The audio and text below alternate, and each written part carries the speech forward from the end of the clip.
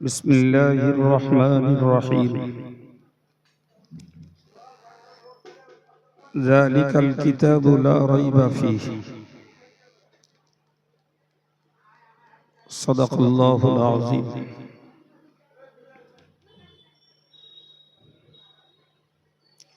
সম্মানিত উলামায়ে কেরাম, মাদ্রাসার সুযোগ্য শিক্ষক মণ্ডলী, মাদ্রাসা পরিচালক সমিতি, স্থানীয় এবং পার্শ্বস্থ বিভিন্ন গ্রাম থেকে আগত দিনদার ইমানদার আল্লাহ ওয়ালা শ্রোতা মণ্ডলী,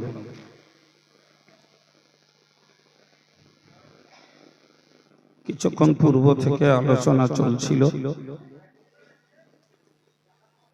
আপনারা শুনছিলেন।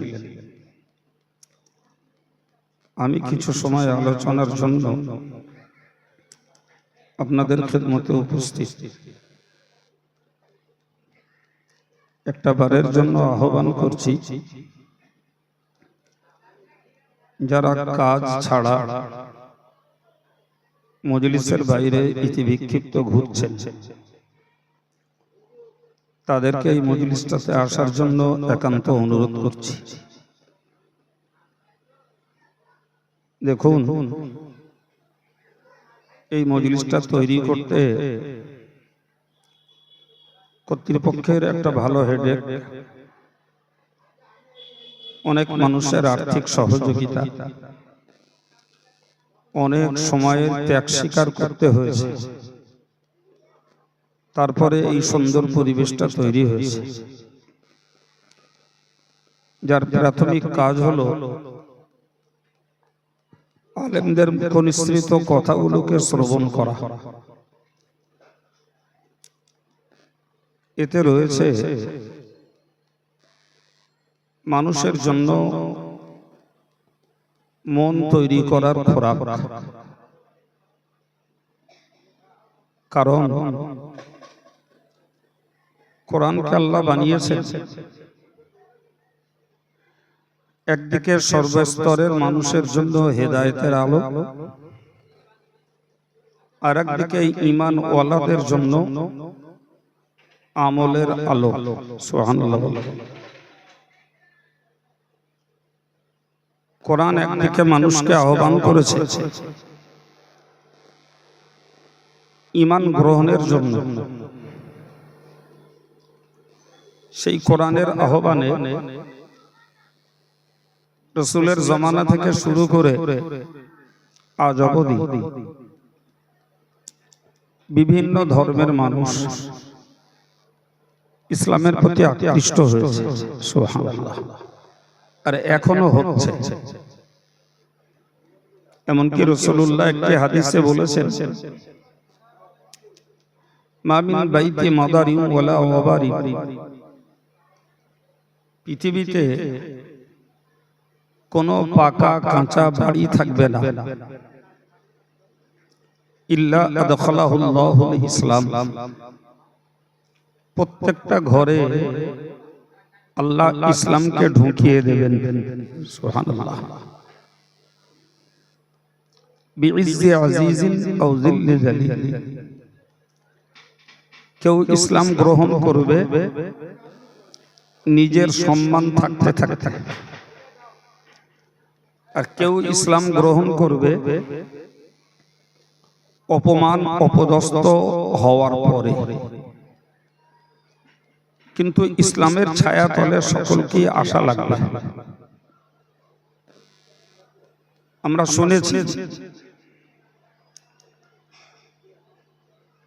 কিয়ামতের পূর্বে নবী ঈসা আলাইহিস সালাম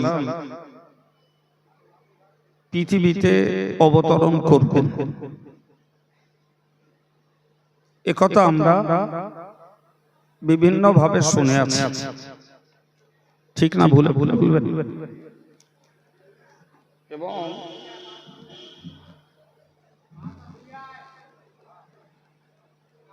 তিনি কিয়ামতের আগে পৃথিবীতে এসে আমার নবীর শরীয়তকে তিনি মানবেন। সুবহানাল্লাহ। যদিও তিনি উম্মত হবেন না, এটা একটা ভুল ধারণা। অনেকে বলে তিনি উম্মতে মুহাম্মাদি হয়ে আসবেন, ওই কথাটা ঠিক না। যদিও পিরিয়ডটা চলবে উম্মতে মুহাম্মাদির পিরিয়ড, কিন্তু তিনি যথারীতি নবী হিসাবেই পৃথিবীতে আবার আসবেন। সুবহানাল্লাহ। কিন্তু যেহেতু পিরিয়ডটা উম্মতে মুহাম্মাদির, ফলে তিনি আমার নবীর বিধি বিধানকে কার্যত আমল করবেন। কিন্তু কোরআন শরীফে আল্লাহ বলেছেন, ওয়া ইম মিন আহলিল কিতাব ইল্লা লায়ুমিনান্না বিহি ক্বাবলা মাউতিহি। নবী ঈসা আলাইহিস সালাম মরবেন, এখন তিনি জীবিত। তেনাকে আল্লাহ জীবিত অবস্থাতেই আসমানে উঠিয়েছেন। এটি আল্লাহ পাকের অপার কুদরতের খেলা। ইহুদিরা যখন তাকে হত্যা করতে চেষ্টা করেছিল,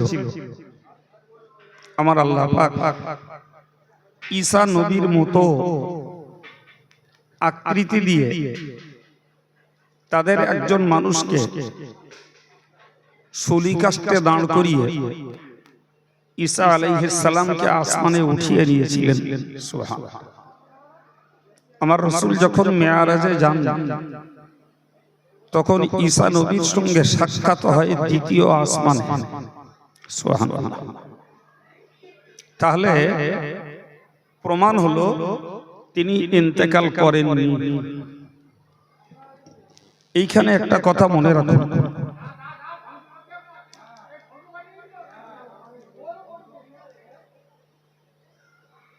বিশ্ব মাঝে একটি সম্প্রদায় আছে যারা কাদিয়ানি বলে পরিচিত। আমাদের দেশে ঘরেও কোথাও কোথাও এই কাদিয়ানি সম্প্রদায় আছে। তারা আমার নবীকে শেষ নবী বলে মানেন। আমার রাসূলুল্লাহ শেষ নবী, এটি সুন্নতুল জামাতের কোরআন এবং হাদিস সম্বলিত আকীদা। কিন্তু ওরা বলে পাঞ্জাবের গুরুদাসপুর জেলার কাদিয়ান নামক গ্রামে জন্ম একজন ব্যক্তির, নাম যার মির্জা গোলাম আহমদ কাদিয়ানী। এই লোকটার বইতে লেখা, লোকটা বলে আমি শেষ নবী, লোকটা বলেছে আমি নবী ঈসা, আবার একই লোক বলেছে আমি ইমাম মাহদী। কথা শুনছেন? এই জাতীয় কথাগুলি দিয়ে তার বইটা ভরা। গোটা পৃথিবীর মুসলমান মুস্তাহিদ ইমাম ফকিহরা তাকে এক বাক্যে কাফের বলে ফতোয়া দিয়েছে। এই মতবাদের বিরুদ্ধে বশির হুজুর 6 খণ্ড কিতাব লিখেছেন। বইটির নাম দিয়েছেন কাদিয়ানী রদ। আরে 1 2 3 4 5 করে 6 পর্যন্ত তিনি 6 খণ্ড কিতাব এদের এগনেস্টে লিখেছেন। আমার বলার উদ্দেশ্য, এরা বলে ঈসা নবী মারা গেছে, অথচ সুন্নতুল জামাতের আকীদা হলো ঈসা নবী হায়াতে আছেন। হায়াতে থাকা অবস্থায় আল্লাহ পাক তাকে আসমানে তুলে নিয়েছেন। কিয়ামত হওয়ার পূর্বে আল্লাহ তাকে পৃথিবীতে অবতরণ করাবেন। তিনি নবী হয়ে আসবেন এবং আমাদের নবীর শরীয়তকে তিনি আমল করবেন। সুবহানাল্লাহ। আমার এতগুলো কথা আপনাদেরকে শেখানোর উদ্দেশ্য হলো, কোরআন শরীফে আল্লাহ বলেছেন तमाम पृथिवीर इहुदी एवं ख्रिस्टान हजरत नबी ईसार मृत्युर पूर्वे सबाई আল্লাহ পাকের প্রতি ঈমান নিয়ে আসবে। সুবহানাল্লাহ বলবেন না? আবার বলছি, হযরত নবী ঈসা আলাইহিস সালামের ইন্তেকালের পূর্বে तमाम পৃথিবীর ইহুদি এবং খ্রিস্টানরা তারা ঈমান গ্রহণ করবে। সুবহানাল্লাহ। আচ্ছা, আপনারা বলেন বর্তমান সময়ে ইহুদি খ্রিস্টান যারা, এরা কি সবাই ঈমান এনেছে? বাবা, এনেছে কি? না। তো এই আয়াত থেকে প্রমাণ হচ্ছে তারা যখন ঈমান আনেনি, তার মানে নবী ঈসা মৃত্যুবরণ করেননি। সুবহানাল্লাহ বলেন। এটা আমি এতটা গুছিয়ে আপনাদেরকে এই জন্যই বললাম, এর উপরে আমাদেরকে দৃঢ়তার সঙ্গে দাঁড়িয়ে থাকা আমাদের ঈমান, এটা যেন মনে থাকে। এর বিপরীত মত গ্রহণ করলে ঈমান নষ্ট হবে। তাহলে আমি একটা আয়াত আর একটা হাদিস থেকে আপনাদেরকে বোঝাতে চাইলাম যে কোরআন এসছে হেদায়েতের আলো নিয়ে, বেঈমানরা ঈমান গ্রহণ করবে এই বার্তা কোরআনে দেয়া আছে। রাসূলের জমানা থেকে আমরা দেখে আসছি, ওই জমানার ইহুদি খ্রিস্টান কাফের মুশরিক, তারকা পূজক, সূর্য পূজক, পাথর পূজক, তারা ঈমান এনেছে। সুবহানাল্লাহ বলেন।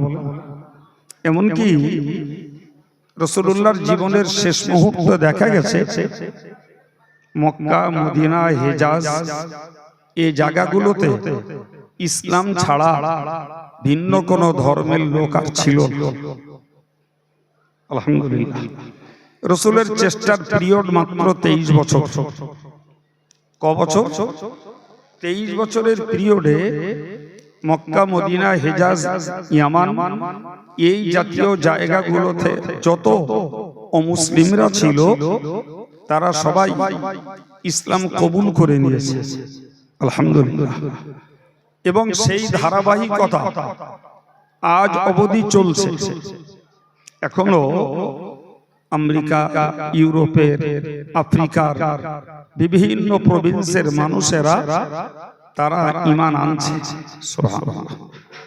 তো ঈমান আনার এই ধারাবাহিকতা চলতে থাকবে এবং কিয়ামতের পূর্বে সকল ইহুদি খ্রিস্টানরা যেমন ঈমান আনবে, তেমন গোটা পৃথিবীর পাকা কাঁচা কোনো বাড়ি থাকবে না যে ঘরে ঈমান পৌঁছাবে না।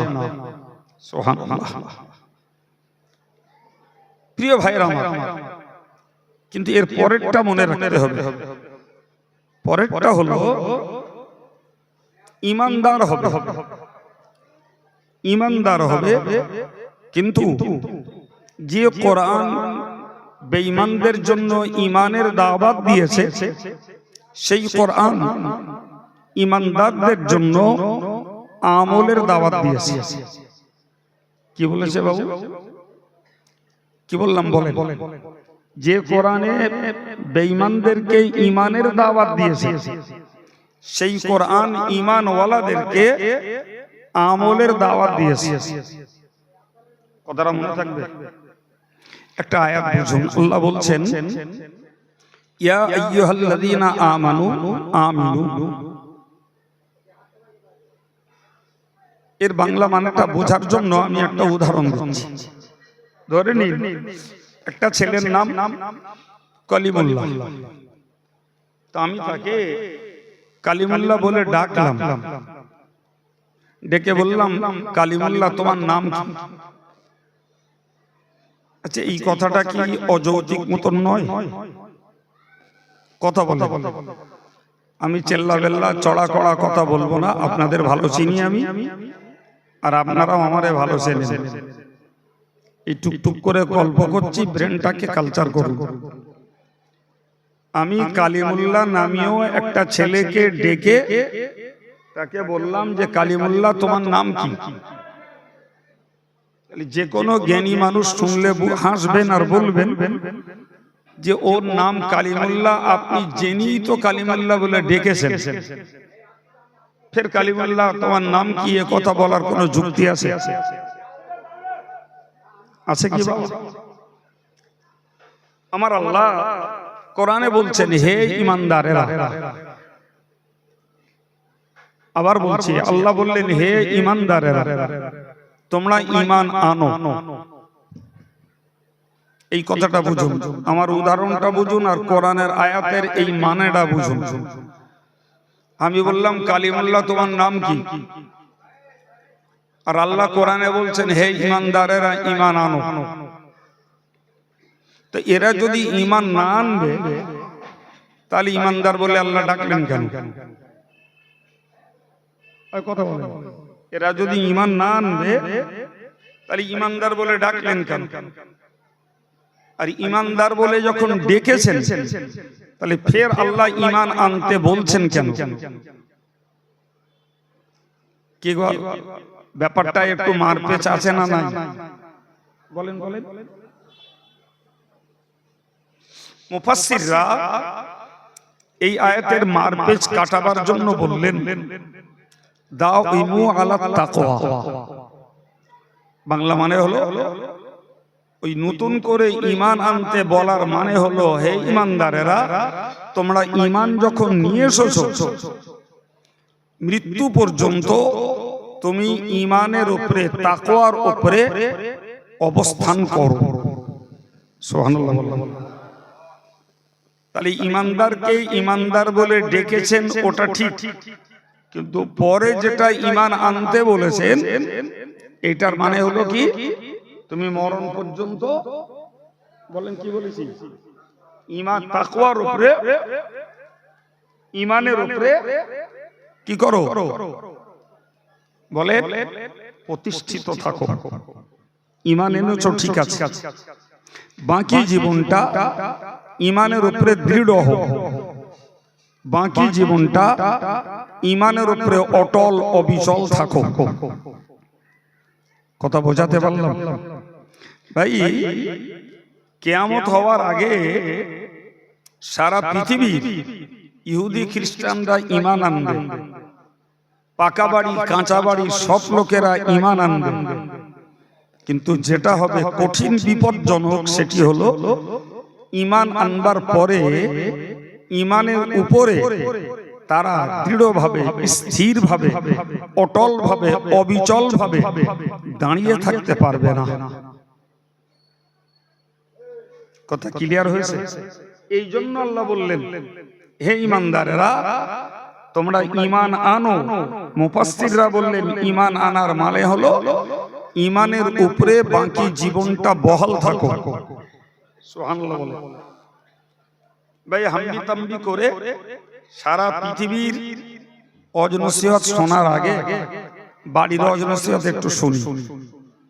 আচ্ছা বলেন তো আজকের এই নাগরপুর হিফজুল কোরআন মাদ্রাসার বাৎসরিক ইসালে সওয়াব আপনাদের দানে প্রতিষ্ঠিত পরিচালিত, আলহামদুলিল্লাহ শুনছিলাম।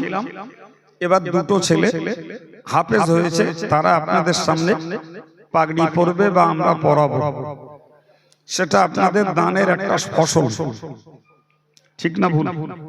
আচ্ছা বলে এই সভাটার আওয়াজ এই গ্রামটা তো বটেই, বরং পার্শ্বস্থ কিছু মানুষ যদি না জানতেন তাহলে পাশের গ্রামের ভাইরাও আসতেন না।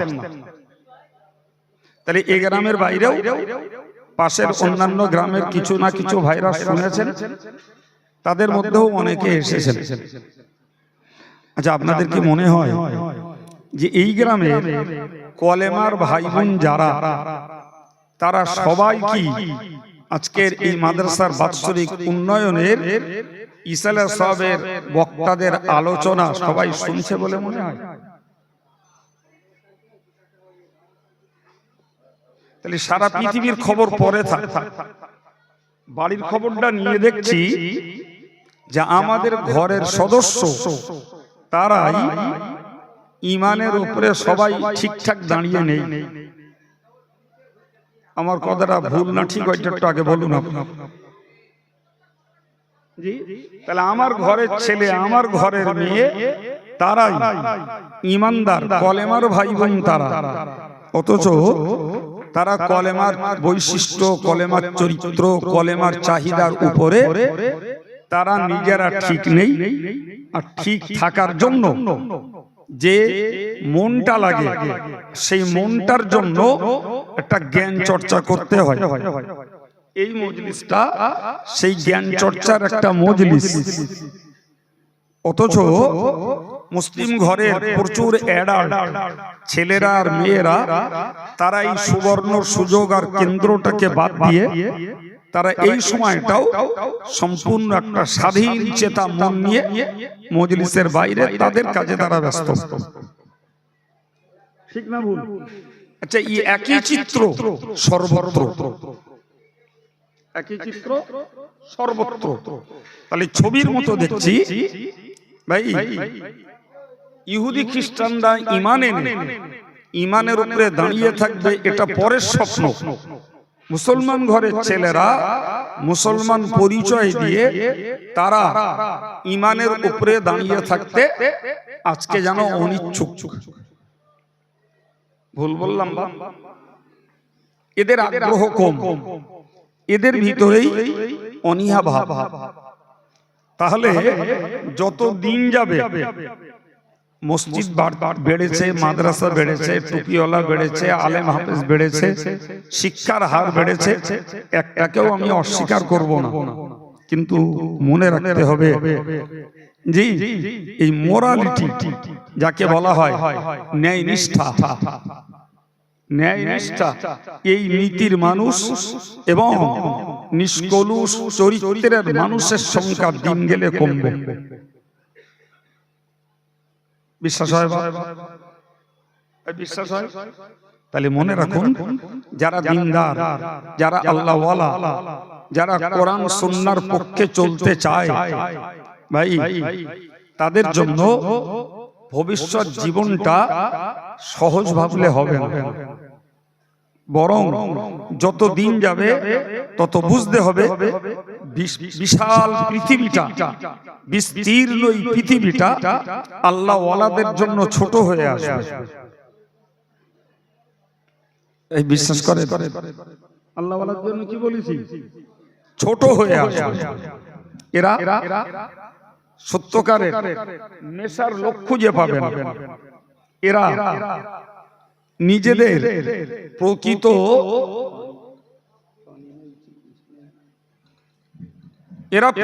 পক্ষে দ্বীনের কথা, তাকওয়ার কথা, আল্লাহ ওয়ালা হওয়ার কথা মানুষকে এরা বলতে পারবে না।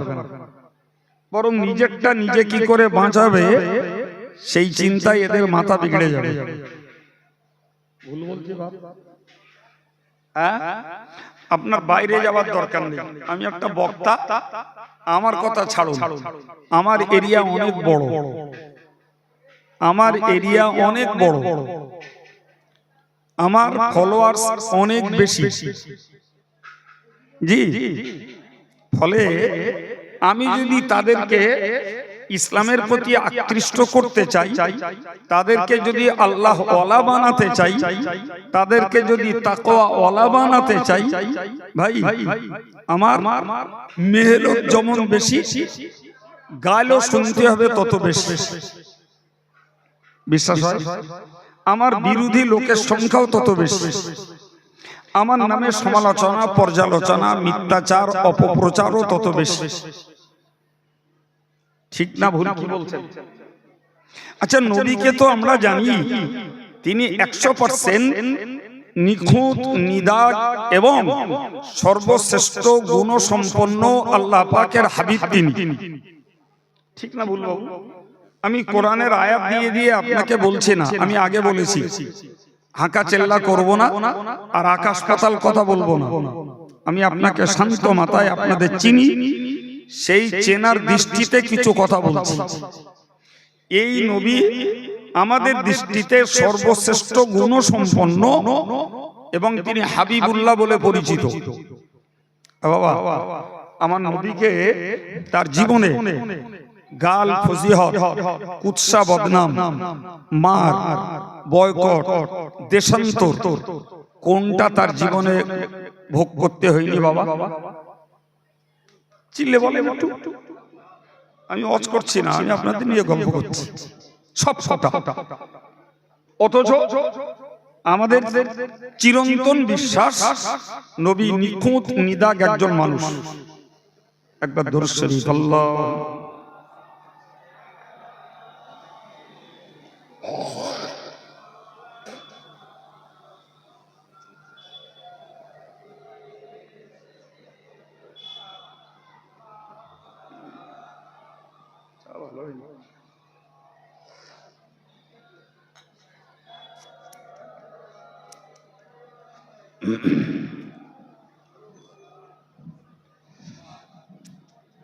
সম্মানিত ভাইরা, সেই মানুষটাকে যদি এ জাতীয় সব রকমের বিষাক্ত ব্যবহার, বিষাক্ত আচরণ এবং বিষাক্ত বুলি আমার রাসূলুল্লাহকে যদি সইতে হয় বাবু, তাহলে ওই একটা কথাতেই আমাদের শিখতে হবে যে আমরা হক কাজ করব, নেক আমল করব, ন্যায়ের পথে চলব, মানুষকে ন্যায়ের প্রতি নির্দেশ করব। নিশ্চিত আমাদেরকেও যথারীতি গাল ফজিহাত, কুৎসা বদনাম এগুলো আমাদের কিছু না কিছু অংশ আমাদের নসিবেও জুটছে, জুটবে, কারোর কম কারোর বেশি। আপনি একটা কথা শুধু ভাব, আমি একদম চোখে আঙুল দিয়ে ভাবাচ্ছি। আচ্ছা বলুন, কোরআনের বক্তব্য অনুযায়ী আমরা অদ্যাবধি যা শুনেছি, এই মেয়েদেরকে পর্দা করতে হয়, এটা ফরজ, ওয়াজিব, সুন্নত না নফল? বাহ, এক কথাই ঠিক বলেছেন, ফরজ। আচ্ছা, আমাদের ঘরের মেয়েরা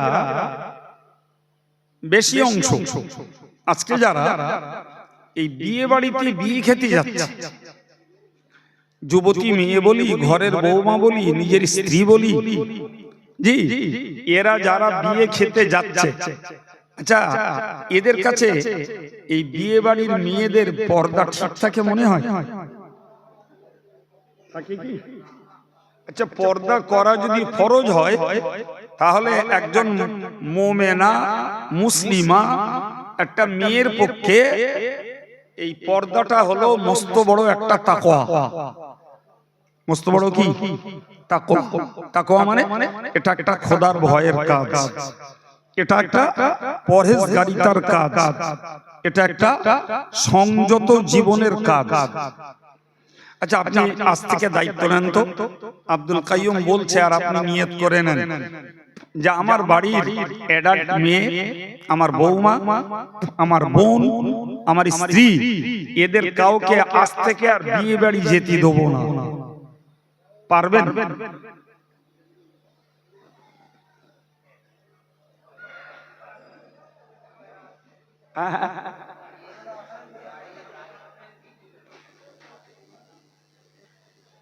কতগুলো কথা উঠে এলো, ঝামেলা, অশান্তি।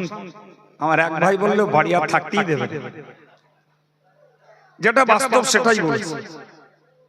আপনি এটা ভাবুন যে কোরআন পৃথিবীতে এসেছে বেঈমানদের ঈমানের পথ দেখাতে, আর ঈমান ওয়ালাদেরকে আমলের পথ দেখাতে। জি, আমি আব্দুল কাইয়ুম আপনাদেরকে মিন্স মুসলিম কমিউনিটিকে বিভিন্ন জায়গায় কোরআনের পক্ষে কথা বলছি। আমি আগেই বলেছি যে আমার এরিয়া বেশি, জনসংখ্যা বেশি, সুতরাং গাল ফজিয়াত, কুৎসা বদনাম পাওনা আমার বেশি। জি, আপনি শুধু এইটুকু ভাবুন, আপনার একটা পরিবার আপনার আন্ডারটেকিং, আপনার অধীনস্থ আপনার পরিবার, তাদের খাওয়া, তাদের পড়া, তাদের রোগের চিকিৎসা, তাদের সুখ শান্তির জীবনযাপনের ব্যবস্থাপনা, তাদের জন্য বাড়িঘর, এই সব কিছুর খেদমত আপনার। ঠিক না ভুল বাবা?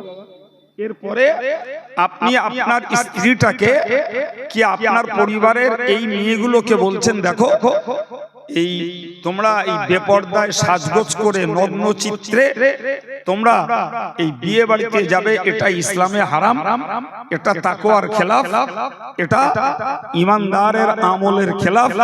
তোমরা এই কাজটা করতে পারবে না। আপনি ওই জায়গাটায় বলে আপনি আব্বা হিসাবে মেয়ের কাছে খারাপ, শ্বশুর হিসাবে বৌমার কাছে খারাপ, ভাই হিসাবে বোনের কাছে খারাপ, স্বামী হিসাবে স্ত্রীর কাছে খারাপ। আমার কথা খাটছে কি?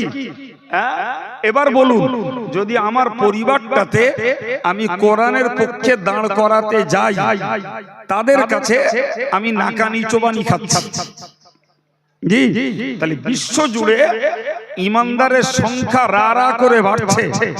ঈমানদারের সংখ্যা বাড়ছে বিধায় মসজিদ বেড়েছে, মাদ্রাসা বেড়েছে, দাড়িওয়ালা বেড়েছে, টুপিওয়ালা বেড়েছে, কিন্তু সত্যকারের ঈমানের উপরে দাঁড়িয়ে থাকার লোক সংখ্যা কমছে না বাড়ছে? এবার আপনারা বিবেচনা করুন কি হচ্ছে বাপ? কমছে। এই জন্যই আল্লাহ বলেছেন, হে ঈমানদারেরা, তোমরা ঈমানের উপরে দায়েম থাকো, ঈমানের উপরে কায়েম থাকো, ঈমানের উপরে দৃঢ় থাকো, ঈমানের উপরে তুমি অটল অবিচল হও, ঈমানের উপরে তুমি প্রতিষ্ঠিত থাকো, তবেই তোমার ঈমান গ্রহণ করাটা তোমার জন্য প্রকৃত কল্যাণের হবে। কথা বোঝা যাচ্ছে বাপ? হ্যাঁ ভাই, আজকে প্রচুর ঈমানদার মুসলমান, এমনকি মোল্লা মৌলবীদের চিন্তা ভাবনা, মোল্লা মৌলবীদের চিন্তা ভাবনা যে মাদ্রাসাগুলোরে আরো উচ্চ শিক্ষা করাতে হবে।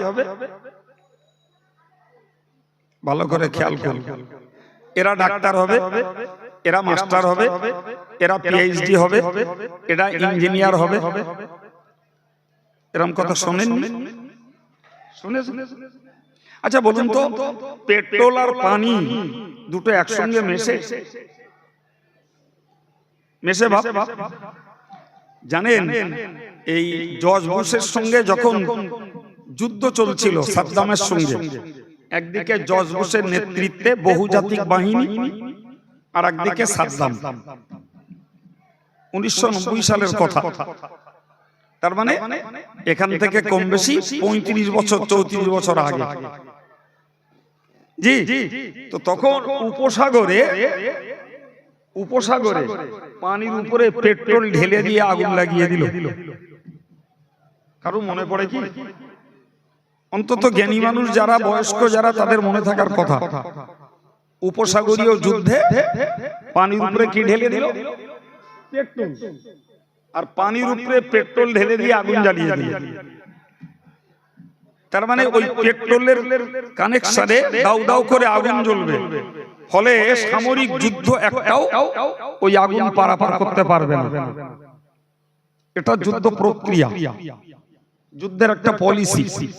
আমি আপনাকে শুধু বোঝাতে চাইছি, পেট্রোল আর পানি দুটো এক জায়গায় হবে না। ভাই ওই জায়গাটা দাঁড়িয়ে এবার একটু ভেবে আপনারা উত্তর দেন। একদিকে একটা ছেলে হাফেজ হবে, মাওলানা হবে, আর ওই ছেলেটা ডাক্তার হবে। ওই ছেলেটা ডাক্তার হবে। আচ্ছা, হাফেজ মাওলানা হওয়ার পরে ওই ছেলেটা যদি ডাক্তার হতে যায়, তার হিফজুল কোরআন আর ইলমের কোন চরিত্র, কোন আদর্শ, আখলাক সত্যকারের বজায় রাখতে পারবে বলে মনে হয়? কি বলছেন? তাহলে পেট্রোল আর পানি মেশবে? বলেন বলেন বলেন, মেশবে? একজন হাফেজ হবে, মাওলানা হবে, পরবর্তীতে সে ইঞ্জিনিয়ার হবে, পরবর্তীতে সেই ভদ্রলোক মনে করুন সে এরোপ্লেন ইঞ্জিনিয়ার হবে, কিংবা সে পাইলট হবে, কিংবা সে মেয়ে হিসাবে একটা নার্স হবে, অথবা এয়ার হোস্ট অর্থাৎ সে বিমান সেবিকা হবে। খুব ভেবে চিন্তে আমার কথার উত্তর দেন। নার্স হবে, বিমান সেবিকা হবে, সে পাইলট হবে, সে ইঞ্জিনিয়ার হবে, সে ডাক্তার হবে, জি সে ব্যারিস্টার হবে। বুকে হাত দিয়ে ভেবে বলুন, ঈমান ইসলামের আদাত, আখলাক, আমল, তাকওয়া এগুলোকে বাঁচিয়ে রেখে ওই ডিগ্রি হোল্ডার হওয়া কি বাস্তবে সম্ভব মনে হয়? আমি কি ইংরেজিতে বললুম? বলতে তো পারি না, বাংলায় বলিস তো। আপনাদের উত্তর দিতে দেরি হচ্ছে কেন? পারবে? হ্যাঁ না বলে।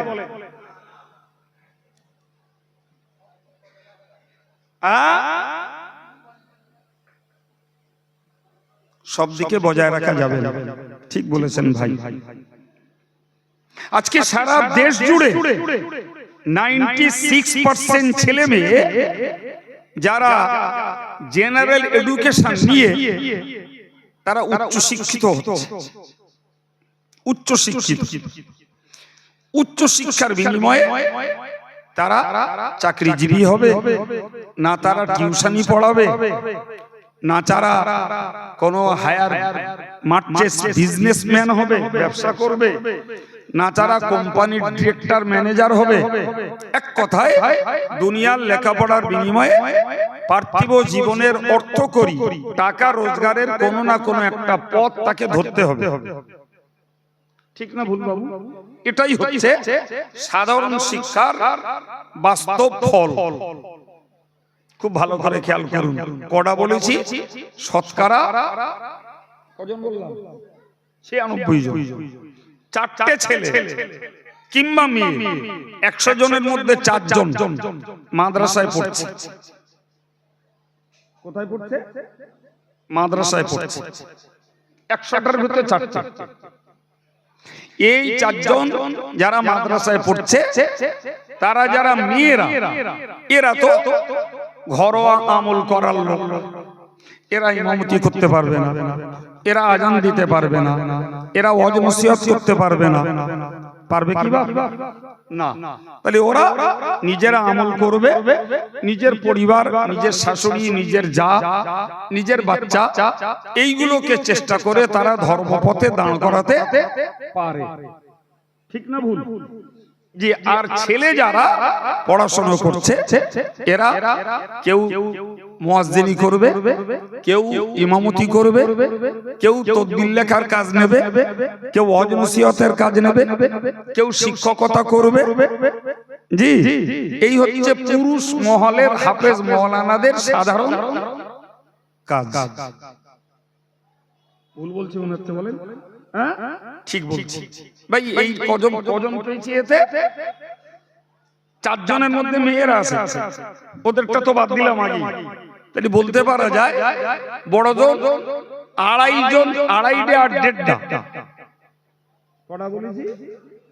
2.5টে আর 1.5টা। আচ্ছা ভাই, এরপরে এই হাফেজ মাওলানা যারা হবে, এরা এই জেনারেল শিক্ষায় ঢুকে পড়বে। পড়ে এরা ডাক্তার হবে, এরা ব্যারিস্টার হবে, এরা ইঞ্জিনিয়ার হবে, এরা পাইলট হবে, এরা বিমান সেবক হবে, এরা হয়তো নার্স হবে, ইত্যাদি ইত্যাদি। নার্স যদিও মেয়েরা হয়, এরা হবে। আচ্ছা, তা আপনার এই বাপের জানাজা কেডা পড়বে? ঈদ কেডা পড়াবে? ইমামতি কেডা করবে? ওয়াজটা করে লোকের ধর্ম শেখাবে কেডা? আজান দেবে কেডা? মক্তবে কোরআন শরীফ পড়াবে কেডা? এটা কিছু বলে না কেন? আমি আগে তো বলেছি আমি ওয়াজ করব না, একটু গল্প করতেছি। কারা করবে এগুলো? প্রিয় ভাইরা আমার, মনে রাখবেন, নিশ্চিত কথা ভালো, কিন্তু বাস্তবতাটা ঈমানের জন্য, ইসলামের জন্য একটা ভয়ঙ্কর দিক। এটা একটা বিরাট পলিসি যে যদি হাফেজ মাওলানাদের ব্রেনটাকে ক্র্যাক করে এদেরকে যদি ঘুরিয়ে এই জেনারেল এডুকেশনের দিকে যদি এদের মডিফাই করা যায়, এদের মোটিভটাকে যদি চেঞ্জ করা যায়, তাহলে প্রকৃত আলেম, প্রকৃত হাফেজ, প্রকৃত মুহাদ্দিস, প্রকৃত মুফাসসির, প্রকৃত কারি, প্রকৃত মুফতি দেশে অভাব পড়বে। এই হ্যাঁ না বলেন, পড়বে না পড়বে না, তখন শরীয়তের আসল চরিত্র মানুষের কাছে হারিয়ে যাবে। জি প্রিয় ভাইরা আমার, এবার আপনি আপনাকে বোঝাই, খুব দৃঢ়তার সঙ্গে আমার কথাগুলোকে বুঝুন, দৃঢ়তার সঙ্গে বুঝুন ভাই। কোরআন শরীফে আল্লাহ বলেছেন, কোরআন শরীফে আল্লাহ বলেছেন ইকরা, তোমরা পড়ো, তোমরা পড়ো। আপনারা শুনছিলেন পড়ো, তো পড়ার দিক সব অস্বীকার করা যাবে না। ভূগোলও পড়া, বিজ্ঞানও পড়া, জি গবেষণাটাও পড়া, সব পড়া, আবার কোরআনও পড়া, হাদিসও পড়া, এও পড়া ও পড়া। আচ্ছা আমরা তো কোরআনের লোক, এটা এখন থাক, আমরা আউটসাইডটা দেখে নেই। আচ্ছা আজকে বলেন তো, সারা পৃথিবী জুড়ে doctor, master, barrister, minister, MLA, MP, মুখ্যমন্ত্রী, প্রধানমন্ত্রী, রাষ্ট্রসংঘের নেতা, রাষ্ট্রসংঘের মহাসচিব, বিশ্ব স্বাস্থ্য সংস্থার সদস্য, ঐতিহাসিক, ভৌগোলিক, বৈজ্ঞানিক, এর অধিকাংশ নন মুসলিম। ঠিক না ভুল? চিল্লে বলেন একটু, অধিকাংশ অমুসলিম। আর যত পার্সেন্টেজ মুসলমান আছে আল্লাহ বেহতার জানে, একটা দুটো, দুটো চারটে ব্যতিক্রম হওয়াটা ঘটনা না, কিন্তু যে পার্সেন্টেজ মুসলমান আছে ভাই, এ কোটারে আপনি মুসলমান বলে খুব একটা বুঝতে পারবেন না। ভুল বললাম?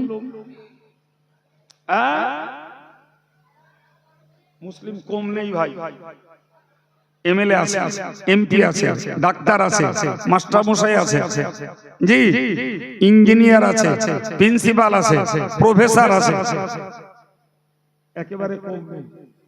যে কজন এই মুসলিম কমিউনিটি থেকে এই সাধারণ উচ্চ পদস্থ হয়েছেন, আমি আগে বলেছি দু চারটে ব্যতিক্রম, ওটা ঘটনা না, অধিকাংশকে আপনি বুঝতে পারবেন না এরা আমাদের, আর ওরাও আপনাকে গ্রহণযোগ্যতা দেবে না যে আমরা ওদের।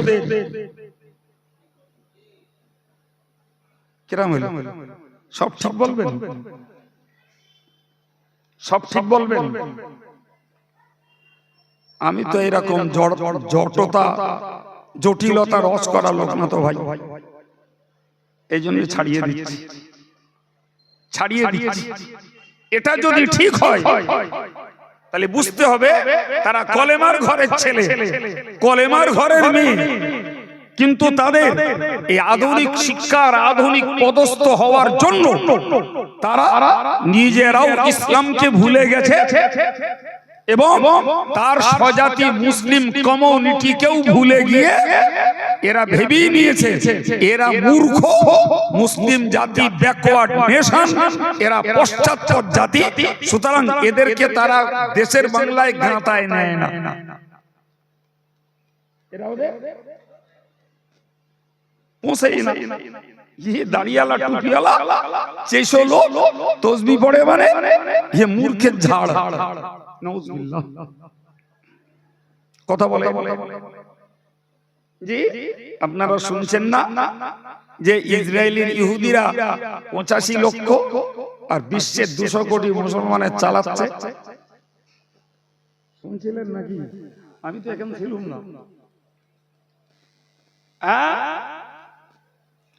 প্রিয় ভাইরা আমার,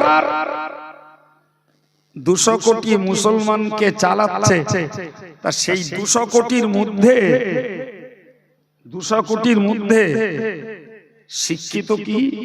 আমার কা পশ্চিমবাংলার লোক, গরিব মানুষ, এর কথা বাদ দেন। আপনি বলেন তো পাশের দেশ বাংলাদেশ, জি বাংলাদেশের যারা রাজনৈতিক নেতা নেত্রী আর বাংলাদেশের যত হায়ার এডুকেটেড, উচ্চ শিক্ষিত, বড় বড় পদস্থ ব্যক্তি, খোঁজ নেন দিন সে কটার কাছে ধর্ম কিছু আছে কি? এই কথা বলেন আছে? সে দেশে নবীর বিরুদ্ধে গালি দিলে মুসলমানরা যখন অ্যাকশন নিতে যায়, মুসলমান গুলি খায়, আর যে গাল দেয় সে জামাই আদর পায়। যে দেশের সংসদে বিসমিল্লাহ বলা দোষ। আপনি কি ভাববেন? যে দেশের যে সুপ্রিম কোর্টের চিফ জাস্টিস জানা যায় সেজদা খুঁজে বেড়ায়। কিছু বলিস সেজদা আছে, জানা যায় আছে। চিফ জাস্টিস ঢাকার সুপ্রিম কোর্টে বাপ মরে গেছে, বৃষ্টি হয়েছে, লোকে কাতারে দাঁড়িয়েছে, ইমাম দাঁড়িয়েছে, তো জাস্টিস সাহেব বলছে হুজুর নামাজের পাটি লইবেন না। বলছে না পাটি লাগবে না। তো হচ্ছে পাটি লইবেন না, তা সাজদা কেমনে করবেন?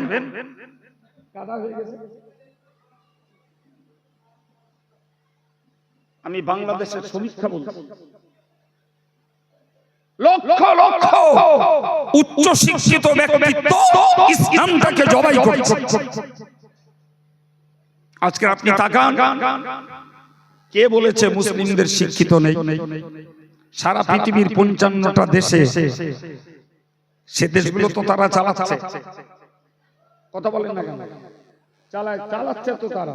তাহলে সেখানে ডাক্তার আছে, ইঞ্জিনিয়ার আছে, ব্যারিস্টার আছে, পলিটিশিয়ান আছে, সব রকমের গুণসম্পন্ন লোক আছে। আরে বাবা, একটা দেশ চালাতে যা কিছু লাগে তাদেরও আছে। আমার দেশে যেমন আছে তাদেরও আছে না? নেই একদম। তাহলে তারা কি মূর্খ? তারা কি মূর্খ?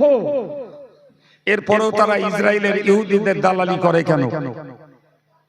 ৫৭টা দেশের শিক্ষিত মুসলিমরা তারা তো তাদের দেশটা চালাচ্ছে রে বাবা। সব বিভাগীয় শিক্ষিত লোক আছে, ও গবেষণাগারেও লোক আছে, ভূগোলেও লোক আছে, বিজ্ঞানেও লোক আছে, রাজনীতিতেও লোক আছে, শিক্ষা বিভাগেও লোক আছে, সামরিক বিভাগেও লোক আছে। না থাকলে তো দেশ চলতো না। তাহলে এরা দালালি করছে কেন ইহুদিদের? ওটা শিক্ষার অভাব। চিল্লে বলে শিক্ষার অভাব? একদম না, মোটেই ওটা শিক্ষার অভাব নয়, বরং ওটা হলো খোদার ভয়ের অভাব। কিসের অভাব? খোদার ভয়ের অভাব, তাকওয়ার অভাব, পরহেজগার হওয়ার অভাব, সংযত মুসলমান হওয়ার অভাব। ফলে তারা লেখাপড়াতে উন্নতি লাভ করলেও চরিত্র তাদের ইসলামের পক্ষে তৈরি করতে পারেনি। জি, পরিণতিটা বুঝুন এবার। সম্মানিত ভাইরা আমার, মনে রাখুন, মহান আল্লাহ পাক কোরআন শরীফে জানিয়েছেন, ইন্নাল্লাযীনা আমানু ওয়া আমিলুস সলিহাত উলাইকা হুম খায়রুল বারিয়া। মহান আল্লাহ কোরআন শরীফে ব্যক্ত করেছেন, ইন্নাল্লাযীনা আমানু ওয়া আমিলুস সলিহাত, যারা নেকির কাজ করে, ঈমান যারা এনেছে এবং ঈমান আনার পরে নেকির কাজ যারা করেছে। ঈমান আনার পরে কি করেছে? প্রিয় ভাইরা আমার, নরমালের নেকির কাজ হলো নামাজ, রোজা, হজ, যাকাত, জিকির, তাসবিহ, সাদকা, ফিতরা, কুরবানি, বাপ মার সেবা, বড়র সম্মান, ছোটর স্নেহ, সত্য কথা বলা, একে অপরের হক আদায় করা, এই সবগুলো নেকির কাজের তালিকা। এগুলো কি? ঈমান যারা এনে এই নেকির কাজগুলোকে যারা করেছে, আমার আল্লাহ পাক বললেন, উলাইকা হুম খায়রুল বারিয়া, এরাই হলো সৃষ্টির ভিতরে শ্রেষ্ঠ। সুবহানাল্লাহ। ভাগে বলতেছেন না একসঙ্গে? সবাই মিলে আরেকবার বলেন। এখন এদের শিক্ষাগত যোগ্যতা দেখতে পাচ্ছি 2 pass, 3 pass, 4 pass, 7, 8 pass, 9 pass, 10 pass, উচ্চ মাধ্যমিক পাস, 2-4টে হয়তো গ্রাজুয়েট রয়েছে। এর বেশি তো আর নয়, এর বেশি আর নয়। এ ভাইরা আমার, একটু দয়া করে আমায় ভেবে বলুন, তাহলে এদের শিক্ষাগত যোগ্যতা হচ্ছে এই। এদের কাছে দুটো গুণ স্পেশালিটি, একটা হলো ঈমান আর একটা হলো নেক আমল। সুবহানাল্লাহ হবে না? এই দুইয়ের দুই গুণের বিনিময়ে আল্লাহ পাক সার্টিফিকেট দিলেন, এদেরকে বললেন উলাইকা হুম খায়রুল বারিয়া, এরাই হলো সৃষ্টির শ্রেষ্ঠ। এদের বড় বড় ডিগ্রি নেই, এদের উঁচু উঁচু পদ নেই, এদের কোনো ব্রেন নেই, বুদ্ধি নেই, এদের গাঁটি চাকা নেই, এদের ব্যাংক ব্যালেন্স নেই, এরা এডুকেশন বোঝে না, এরা পলিটিক্স বোঝে না, এরা ব্যাংকিং সিস্টেম বোঝে না, এরা কিচ্ছু বোঝে না, এরা কিচ্ছু বোঝে না। ওই ধার্মিক আল্লাহওয়ালা লোকগুলো এই ওই ঘোড়ার ডিমের মোবাইলে কি আছে 100টার মধ্যে 90টা জানে না। এটা সত্যি কথা বলে না, ও জানে যুবক ছেলে। তোরা কোথাতে আনতিস এসব? রাখ বাবা, তোদের চায়ের জন্য ধন্যবাদ। প্রিয় ভাইরা আমার, কি বললাম বাবু? আমার কথাগুলো মনের সঙ্গে খাপ না খালে আপনার নিতে হবে না, আপনি ফেলে দেন আমার কথা। কিন্তু যদি খাপ খায় তাহলে একটু ভাবতে অনুরোধ করব। বলেন না, এই জাতীয় দিনদার ইমানদার আল্লাহওয়ালা লোকগুলো এরা রাজনীতি বোঝে না, এরা শিক্ষা ব্যবস্থার উন্নতি ভালো বোঝে না, এরা ব্যাংকিং সিস্টেম আর্থিক উন্নতি এরা ভালো বোঝে না। এরা বাবা খেটে খুটে খায়, শাক ডাল যা পায় ওই এরা খুশি। হ্যাঁ না বলে জি? এরা সারা পৃথিবীর ইলেকট্রনিক্স মিডিয়া, জি এই যে জিনিসগুলো চলছে এরা কিচ্ছু বোঝে না। একটা মোবাইল কেনে তা বড়জোর ইনকামিং আর আউটগোয়িং, ফোন আসলি ধরে আর ফোন করে, বাকি আর কিছু অত বোঝে না। যা বোঝে ইয়াং ছেলেরা, শিক্ষিত লোকেরা, মেয়েরা, ওরাই বোঝে। না ভুল বললাম? আপনাদের অপমান করতেছি নাকি আমি? জি এখন বলুন, এদের শিক্ষাগত যোগ্যতায় নাম নেই, এদের রাজনীতিতে নাম নেই, এদের অর্থনীতিতে নাম নেই, এদের ইলেকট্রনিক্স মিডিয়াতে, সারা পৃথিবীর সোশ্যাল মিডিয়া, সামাজিক যোগাযোগ ব্যবস্থায় এদের কোনো নামগন্ধ নেই, অথচ আল্লাহ বলছেন এরাই হলো সৃষ্টির শ্রেষ্ঠ। কোনটা নেবেন ঠিক করে ফেলেন।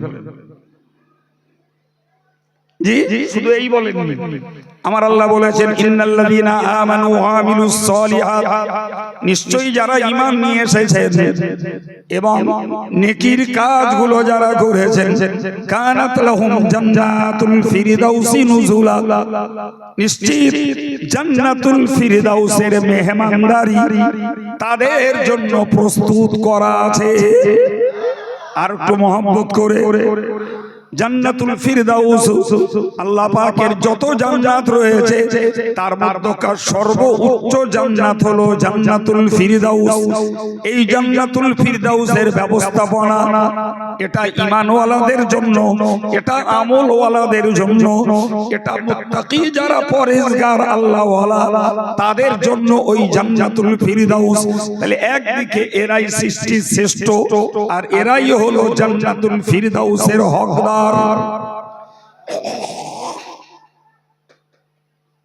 সম্মানিত ভাই, সিদ্ধান্ত আমাকে নিতে হবে যে আমি আল্লাহর বিচারে শ্রেষ্ঠ হব না মানুষের বিচারে শ্রেষ্ঠ হব। এই সিদ্ধান্ত নিতে হবে।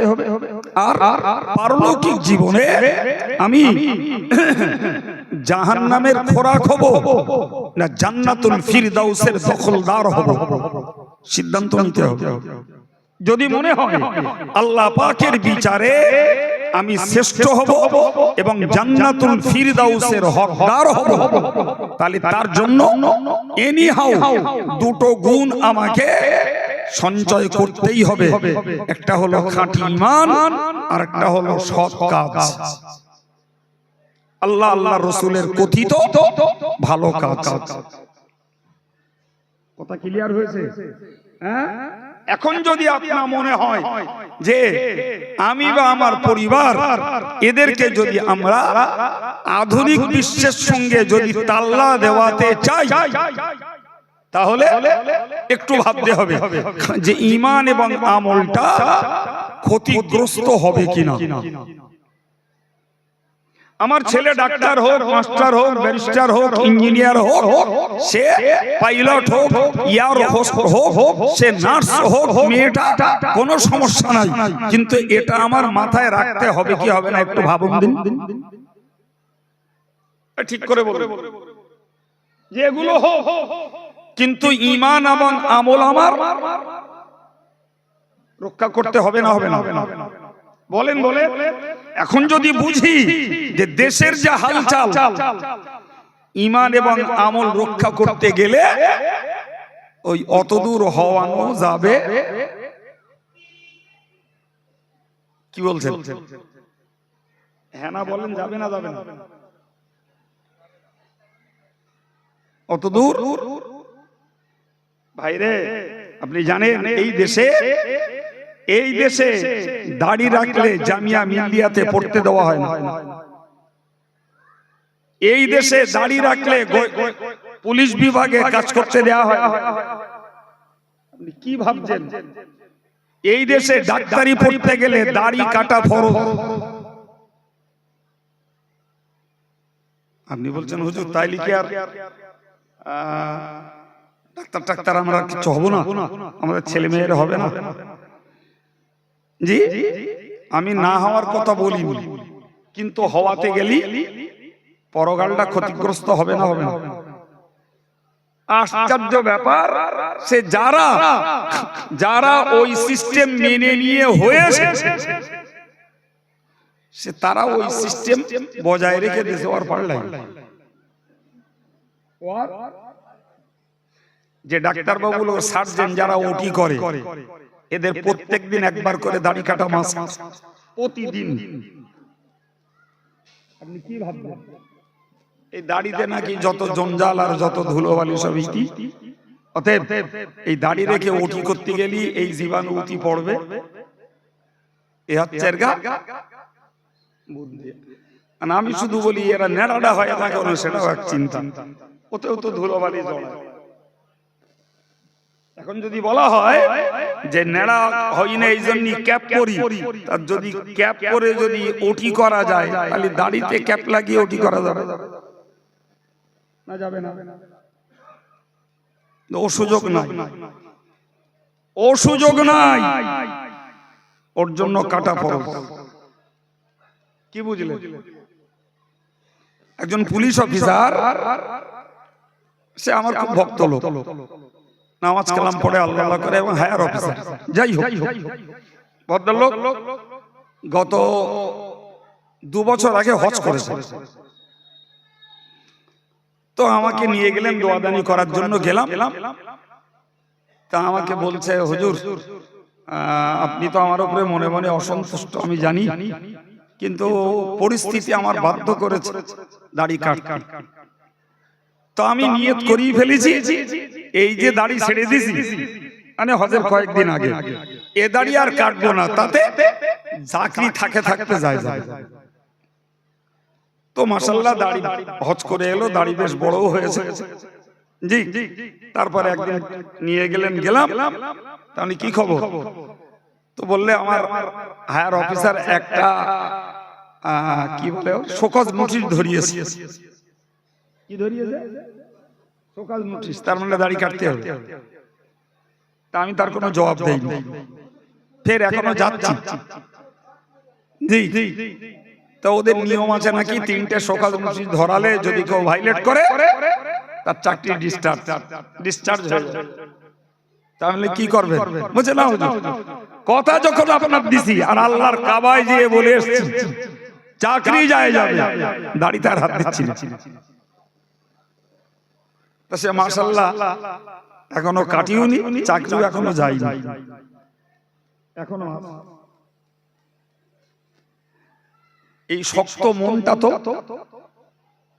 কজন আর বলেন, শক্ত মন কজন?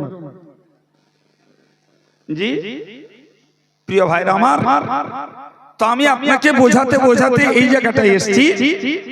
এরপরে আপনাকে পাল্টা কথাটা শোনাই।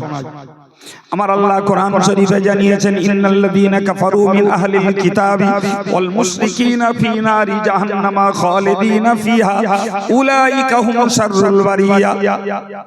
আমার আল্লাহ বললেন নিশ্চয়ই যারা কাফের, নিশ্চয়ই যারা মুশরিক, আমি আল্লাহ বলছি এরা যদি কুফরি অবস্থায় আর শিরকি অবস্থায় মারা যায়, এদের ঠিকানা হলো ফি নারি জাহান্নাম, এদের ঠিকানা হলো দোজখ। কোথায়? এবার একটু ছাড়িয়ে অঙ্কটা বোঝেন। সারা বিশ্ব জুড়ে যত ঐতিহাসিক, যত ভৌগোলিক, যত অর্থনীতিবিদ, যত ডাক্তার আর মাস্টার, আর যত মুখ্যমন্ত্রী আর প্রধানমন্ত্রী, যত বৈজ্ঞানিক যারাই থাক না কেন, এরা জগতের দৃষ্টিতে উচ্চ শিক্ষিত, এরা পাইলট, এরা এয়ার হোস্ট, এরা সব কিছু। আমার বক্তব্য এদের কাছে ঈমান নাই, এরা মরলে যাবে কোথায়? একটু তাড়াতাড়ি সবাই মিলে। শিক্ষার কম আছে, 60 বছরের দাদাগিরি কম আছে, বড় পদ কম আছে, ঈমান হারাম মরার জন্য কোথায় যাবে? আমার আল্লাহ আবার বললেন খালিদিনা ফিহা, ওরা শুধু জাহান্নামে যাবে না, বরং ওই জাহান্নামে তারা চিরকাল থাকবে। ওই জাহান্নামে চিরকাল থাকবে। শুধু ওই নয়, 3 নম্বরে আল্লাহ বললেন উলাইকা হুম শাররুল বারিয়া, নিশ্চয়ই তারাই হলো সৃষ্টির ভিতরে সবথেকে নিকৃষ্ট। এই বিচার কার? সবাই মিলে বলেন। তাহলে বিরাট শিক্ষিত, বিরাট বড় পদ, ঈমানের অভাব, যাবে জাহান্নামে, থাকবে চিরকাল, আর এরাই হলো সৃষ্টির ভিতরে নিকৃষ্ট। ও ভাইরা আমার, এটাই হলো আধুনিক বিশ্বের ফলাফল। এখন ওইটাকে যদি একটু নরমালে আমরা ভাবি, ঈমানদার আলহামদুলিল্লাহ ঈমান আছে। এখন ওই লোকটা আধুনিক বিশ্বের সঙ্গে মিলতে যে আর মিশতে যে, ওই লোকটা আমল হারিয়ে ফেলেছে, তাকওয়া হারিয়ে ফেলেছে, ওই লোকটা পরহেজগারিতা হারিয়ে ফেলে জীবনটা কাটিয়েছে। এই লোকটার জন্য জাহান্নাম।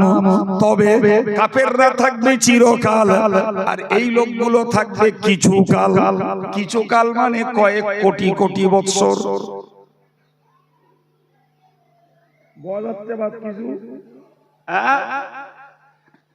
জি ভাইরা আমার, ভালো করে মনে রাখুন, ভালো করে মনে রাখুন যে অবস্থাটা কত সঙ্গীন। একটা হলো দুনিয়া, আর একটা হলো আখিরাত।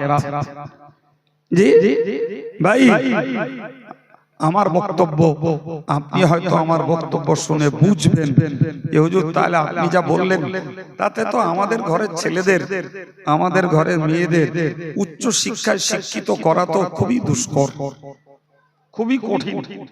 অবশ্যই কঠিন, অবশ্যই কঠিন তো বটেই। এর মধ্যে পারিবারিক ভাবে যারা গাইডনেস নিতে পারে, হয়তো school, college, university, research centre, ওই জায়গাগুলোর নিয়মটা না মানলে নয়, তাকে মানতে হবে। কিন্তু যখনই সে জায়গা ছেড়ে সে রিলিজ পাবে, তখনই তাকে ধর্মের পূর্ণ হালে, পূর্ণ আচরণে, পূর্ণ চরিত্রে তাকে ফিরতে হবে। তাহলে আমাদের ঘরের ছেলে মেয়েদের আমরা খানিকটা প্রয়োজনীয় উচ্চ শিক্ষা দিতে পারবো বাবা। আর যদি পারিবারিক ভাবে গার্ড হেলদি, তাহলে ওদেরকে আর আমাদের ধর্মের লেভেলে পাওয়া যাবে না, আর রাখাও যাবে না। জি, যদি বলেন হুজুর তো যতটুকু কলেজ, ইউনিভার্সিটি, রিসার্চ সেন্টারের নিয়ম মানবে, ওটাও তো খারাপ। আমি সেক্ষেত্রে বলবো ওটা সিস্টেম অনুযায়ী যতটা খারাপ হবে, ওইটুকুর জন্য তো আল্লাহরে বলা যাবে আল্লাহ এই লেখাপড়ার স্বার্থে এই অন্যায়গুলো করে ফেলেছি, মাওলা তুমি আমারে মাফ করে দাও। তবে তুমি দেখো আল্লাহ, আমি সুযোগ পেলে তোমার কোরআন, তোমার হাদিস এবং তোমার প্রিয় নবীর সুন্নতকে আমি মর্যাদা দিয়েছি, আমল করেছি, এই কথাটা মন থেকে বলা যাবে। এটা নিছক পারিবারিক গাইডেন্স ছাড়া সম্ভব না। কথা বোঝাতে পেরেছি বাবু? হ্যাঁ, পারিবারিক গাইডেন্স ঠিক রেখে দিয়ে স্কুল কলেজ ইউনিভার্সিটি সিস্টেম অনুযায়ী কিছু ত্রুটি হলেও ওটা তবু আল্লাহর কাছে বলার মুখ থাকবে। আর ওইটা করতে যে এদিকটা যদি পুরো ছাড়িয়ে ফেলি, হারিয়ে ফেলি, পুরো যদি বাদ চলে যায়, এ কাল বেঁচে যাবে। ও কালটায় কি বলছেন, ধরা খেতে হবে না, হবে না।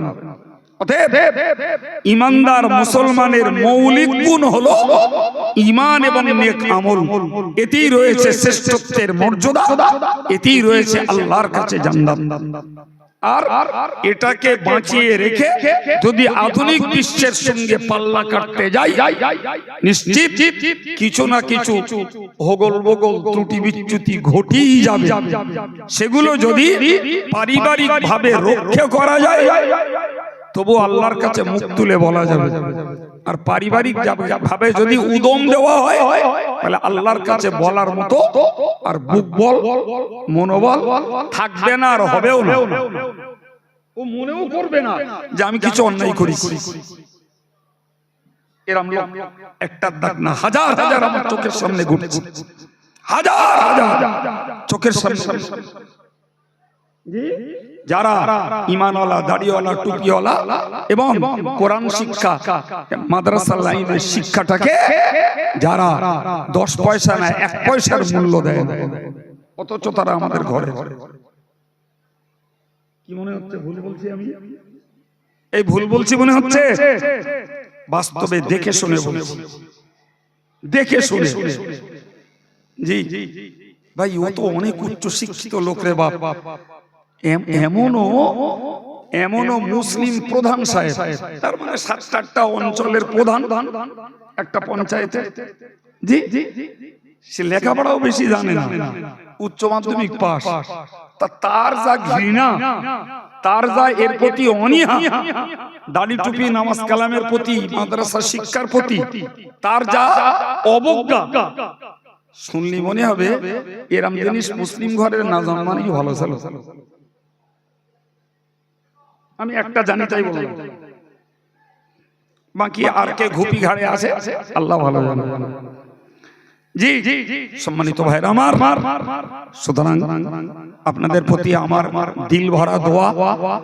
এখানকার জায়গা মানুষ খুব চিনি আমি, যারা ঈমান আমলের প্রতি যথেষ্ট আগ্রহী, আল্লাহ আরো উন্নতি দেন এবং দুনিয়ার কটা দিন মান অপমান লজ্জা ঘৃণা সহ্য করে যদি আল্লাহ পার করিয়ে দেন, যদি পরকালটা আল্লাহর কাছে যদি শ্রেষ্ঠ আর জান্নাতুল ফিরদাউসের হকদার হওয়া যায়, এটাই মনে হয় অনন্তকালের পরকালের দিকে তাকালে বুদ্ধিমানের সিদ্ধান্ত হবে।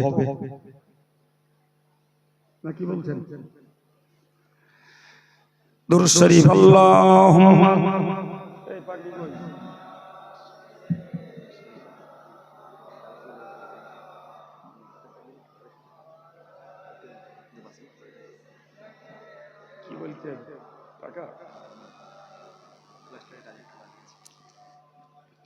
সম্মানিত ভাই, আমার 10টা পর্যন্ত সময়।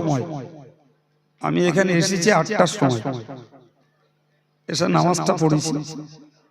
যাই হোক, পূর্বের বক্তার স্পিড দেখে একটু বসছিলাম, কখন ব্রেক মারে দেখি, তার ব্রেক মারতেছে না দেখে উঠে আলো। জি যাই হোক, তো আমার পরে আবার অন্য প্রোগ্রাম রয়েছে, তারপরেও এদের কিছু কাজ, যতটুকু একটা জিস একটা সার কথা আপনাদেরকে শুরু থেকে শুনিয়েছি। ঘাটতি রাখিনি, খেলো রাখিনি, যারে বাংলায় রেখেছি বাবা, একটা কমপ্লিট সেন্স আপনাদেরকে দিয়েছি। 2টো ছেলে পাগড়ি পরবে, সেটাও এরা আমাকে দিয়ে পড়াবে নিয়ত করেছে।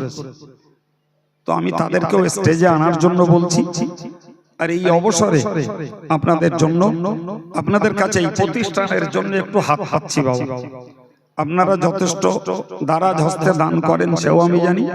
200, 500, 100, 20, 50 যিনি যেমন পারেন একটু হাত বাড়ান। আর কিছু প্লাস্টারের কাজ বাকি আছে, পারলে পারলে 2-5 বস্তা সিমেন্ট, 1-8 বস্তা সিমেন্ট একটু যদি ওয়াদা রাখেন, সময় মতো আদায় করলে মাদ্রাসার প্লাস্টারের কাজ হয়ে যাবে। আমার দুজন ভাই 100 করে, একটা বাচ্চা ছেলে 20 টাকা, আরেকজন 100 টাকা, আরেকজন বাচ্চাকে দিয়ে 50 টাকা, আল্লাহ কবুল করে। আরেকজন 50 টাকা, আল্লাহ মঞ্জুর করেন, বলুন আমিন। ভাই অনেকে আছেন বাবা, পিছপা আর ভাবনা চিন্তার অবকাশ নেই। আমি আপনাদের বাজারঘাট বন্ধের মতন বলিনি, চিকিৎসা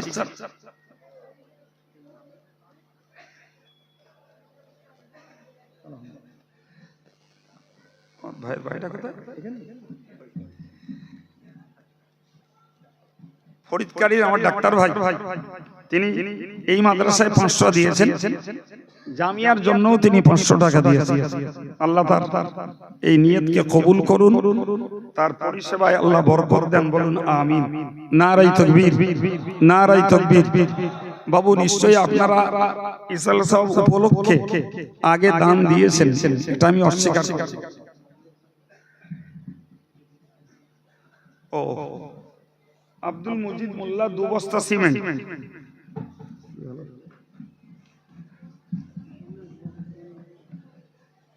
মাশাআল্লাহ। আমাদের হুমায়ুন কিছু পয়সা দিয়েছে, আব্দুল মজিদ মোল্লা 2 বস্তা সিমেন্ট, আমাদের মিস্ত্রি।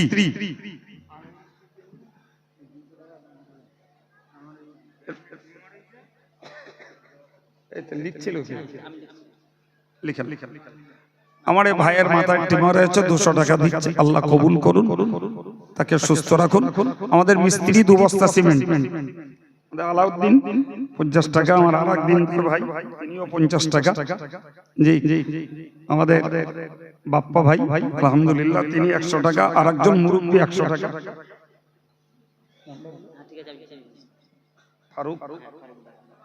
ফারুক দালাল, দিনদার ছেলে আলহামদুলিল্লাহ।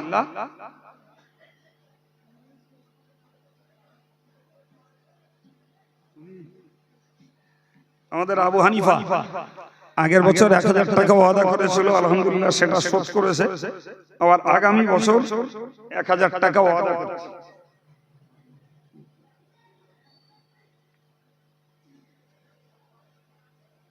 আলহামদুলিল্লাহ আমার এই ভাই 100 টাকা বাচ্চাটাকে দিয়ে 100 টাকা পাঠিয়েছেন, আল্লাহ মঞ্জুর করুন, বলুন আমিন। নারায়ে তাকবীর, নারায়ে তাকবীর। বাবু 1000 টাকা 500 টাকা দেওয়ার মতন 2-4 জন একটু হন, লোক সংখ্যা আমরা কম নেই মাশাআল্লাহ। কার কি সঙ্গতি সচ্ছলতা আছে আল্লাহই ভালো জানেন।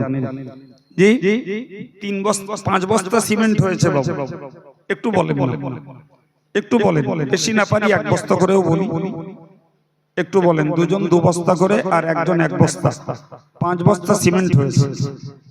কে পারেন হাত ওঠান, আপনাদের হাত তুলছেন। হোসেন 1 বস্তা, হোসেন 1 বস্তা সিমেন্ট ফরিদকাঠি, আল্লাহ কবুল করুন, বলুন আমিন। নারায়ে তাকবীর, বলেন কে? ওয়াজেদ আলী ভাই 1 বস্তা সিমেন্ট, জোরে বলুন মারহাবা। আর একটু জোরে বলেন আল্লাহুম্মা আমিন। নারায়ে তাকবীর, নারায়ে তাকবীর। সিলসিলায়ে মুজাদ্দিদে জামান, অল ইন্ডিয়া সুন্নাতুল জামাত, নাগরপুর হিফজুল কোরআন মাদ্রাসা, নাগরপুর হিফজুল কোরআন মাদ্রাসা, নারায়ে তাকবীর। ও আমাদের খুবই মনের মানুষ, বেচারা খুবই অসুস্থ, আল্লাহ তাকে বারবার পরীক্ষা নেয়।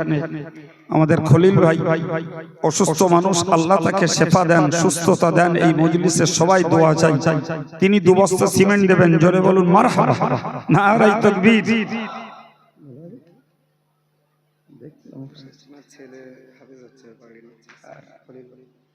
এখানে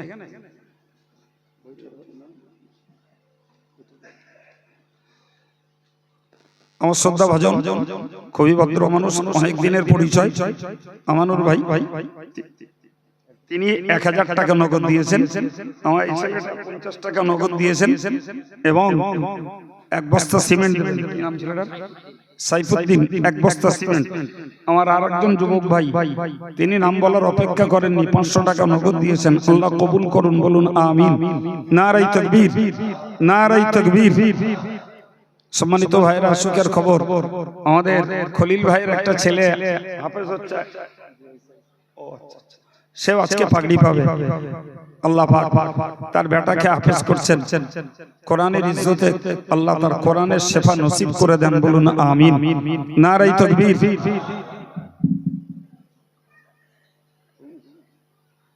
আমাদের রফিকুল ইসলাম এখন মাদ্রাসার সম্পাদকের দায়িত্ব পালন করছেন, আলহামদুলিল্লাহ।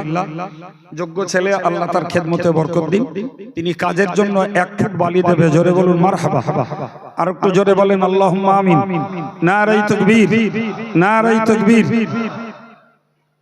বলেন বলেন, আর একটু বলবেন।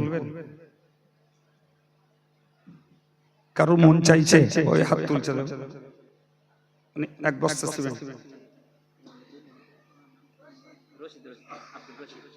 আমাদের একজন মুরব্বী জনাব আব্দুর রশিদ সাহেব, তিনি 1 বস্তা সিমেন্ট, জোরে বলুন মারহাবা। নারায়ে তাকবীর। আল্লাহ কবুল করুন, বলুন আমিন। আল্লাহ ঈমানে ইলমে আমালে বরকত দেন, বলুন আমিন। নারায়ে তাকবীর। জি, আর কেউ আছেন বাবা?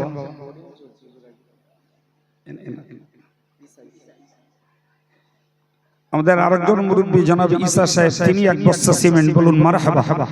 আরেকটা খবর শুনছি যে এখানে বোর্ডিং চলছে, তার মানে ছেলেরা হোস্টেলে খাওয়া দাওয়া করে। তো সে সূত্রে আমি এটা আপনাদের কাছে বলে রাখবো যে পারলে 1 বস্তা করে চাল, 2-5 কিলো ডাল, 1 বস্তা আলু দিয়ে রাখবেন। সরাসরি আপনাদের মাল তলেবুল ইলমরা খাবে। তোমার এই ছেলেটি 100 টাকা দিয়েছে, আল্লাহ কবুল করুন, বলুন আমিন। ডাক্তার জুলফিকার সাহেব 2 বস্তা সিমেন্ট, জোরে বলুন মারহাবা। আর